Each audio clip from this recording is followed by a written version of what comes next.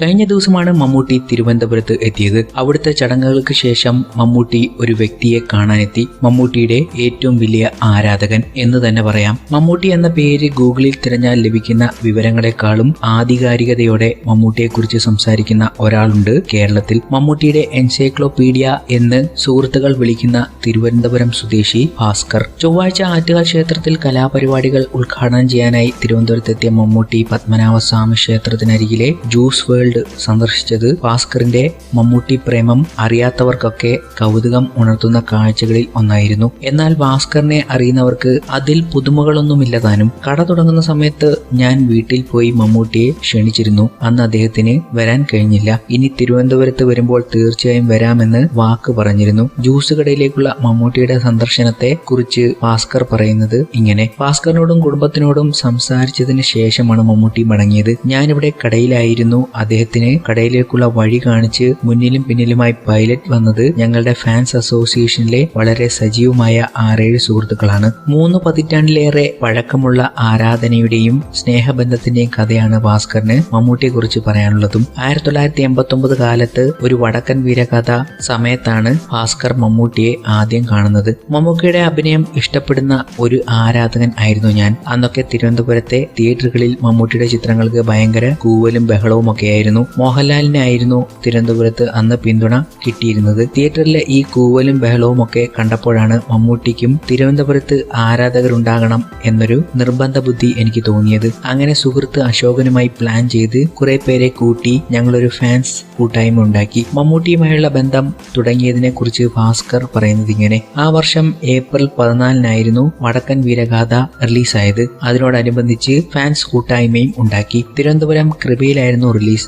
ഇപ്പോഴത്തെ ഫ്ലെക്സ് ഒന്നുമില്ല. അന്ന് ബാനറാണ് ഉള്ളത്. 3 മീറ്റർ നീളമുള്ള ഒരു ബാനർ കൃപ തിയേറ്ററിൽ കെട്ടിക്കൊണ്ടാണ് ഞങ്ങൾ തുടങ്ങിയത്. പിന്നീട് ചിത്രത്തിന്റെ 100-ാം ദിവസവും തിരുവനന്തപുരം ടാഗോർ തിയേറ്ററിൽ ഞങ്ങൾ ആഘോഷിച്ചു. ആ സമയം മമ്മൂക്ക തിരുവനന്തപുരത്തുണ്ട്.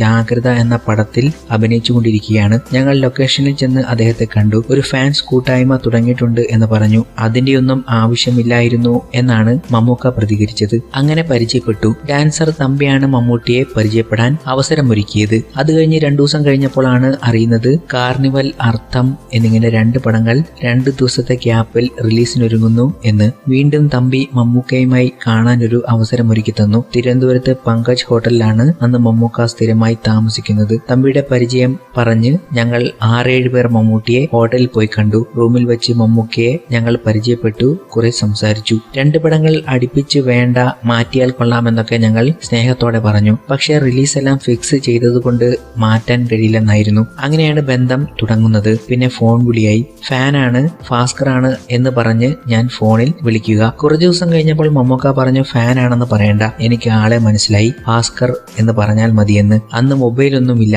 ലാൻഡ് ഫോണിലാണ് വിളിയെല്ലാം. ഭൂതക്കണ്ണാടിയുടെ ഷൂട്ടിംഗ് ജയിലിൽ നടക്കുമ്പോൾ ഞങ്ങൾ മമ്മൂക്കയെ ഒരു മീറ്റിംഗിന് വിളിച്ചു. ഞാൻ വരണോ എന്നൊക്കെ ചോദിച്ച് ആദ്യം മമ്മൂക്ക മടിച്ചു. അവസാനം ഷൂട്ടിംഗ് കുറച്ചു നേരത്തേക്ക് നിർത്തിവെച്ച് അദ്ദേഹം മീറ്റിംഗിനെത്തി. കോട്ടയം കുഞ്ഞച്ചൻ സിനിമയുടെയൊക്കെ സംവിധായകനായ TS സുരേഷ് ബാബു, പരേതനായ തിരക്കഥാകൃത്ത് T ദാമോദരൻ എന്നിവരും കൂടെയുണ്ടായിരുന്നു. 90കളിൽ ആണത്. ചരിത്രത്തിൽ തന്നെ ആദ്യമായിട്ടായിരുന്നു മലയാളത്തിൽ നിന്നൊരു നടൻ ഫാൻസ് മീറ്റിംഗിന് പങ്കെടുക്കുന്നത്. സിനിമാ താരങ്ങൾ ജുവലറിയും ടെക്സ്റ്റൈൽസും അപ്പാർട്ട് സമുച്ചയങ്ങളും ഒക്കെ ഉദ്ഘാടനം ചെയ്യുന്നത് പതിവ് കാഴ്ചയാണ്.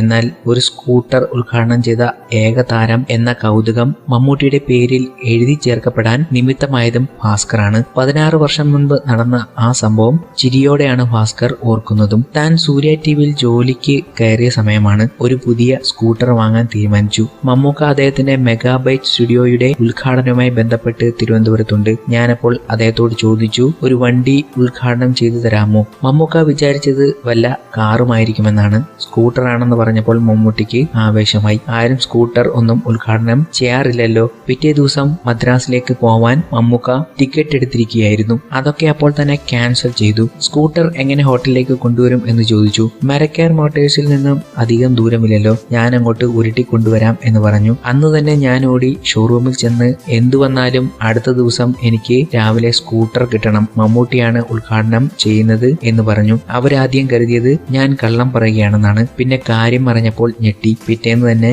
ഞാൻ സ്കൂട്ടർ ഉരുട്ടി ഹോട്ടലിലെത്തി. മമ്മൂക്ക ഇറങ്ങി വന്ന് കിക്കറടിച്ച് ഉദ്ഘാടനം ചെയ്തു. ഹോട്ടലിന്റെ കോമ്പൗണ്ടിൽ വണ്ടി ഓടിച്ച് നോക്കുകയും ചെയ്തു. ചെയ്തു. 2002 ജൂൺ 19 ആ അസുലഭ മുഹൂർത്തം. തിയേറ്റർ പ്രതികരണവും സിനിമകൾ എങ്ങനെ സ്വീകരിക്കപ്പെടും എന്നൊക്കെ മനസ്സിലാക്കാൻ ഇന്നത്തെ സംവിധാനങ്ങളൊന്നുമില്ലായിരുന്നു. അക്കാലത്ത് റിലീസിനെത്തുന്ന ചിത്രങ്ങളുടെ കൃത്യമായ ഫീഡ്ബാക്ക് മമ്മൂട്ടിയെ അറിയിച്ചു കൊടുക്കുന്ന വ്യക്തികളിൽ ഒരാൾ കൂടിയായിരുന്നു ഭാസ്കർ. മമ്മൂക്കയെ കാണാൻ പലവട്ടം മദ്രാസിലും വീട്ടിലും ദളപതി റിലീസ് കാലത്ത് ആദ്യ ഷോ കാണാൻ നാഗർകോവിലിലുമൊക്കെ പോയിട്ടുള്ള വ്യക്തിയാണ് ഭാസ്കർ. എവിടെ പോയിട്ടാണെങ്കിലും മമ്മൂട്ടി സിനിമകൾ കാണണമെന്ന ഭാസ്കറിന്റെ തീവ്രമായ ആഗ്രഹമായിരുന്നു ആ യാത്രകൾക്കെല്ലാം പിറകിൽ. എന്റെ വിവാഹത്തിനും മമ്മൂക്ക വന്നിരുന്നു. ഭാസ്കർ ഇതൊക്കെ ഓർത്തെടുക്കുകയാണ്. മമ്മൂക്കയോടുള്ള ഇഷ്ടം മകൻ ദുൽഖറിനോടും ഭാസ്കറിനുണ്ട്.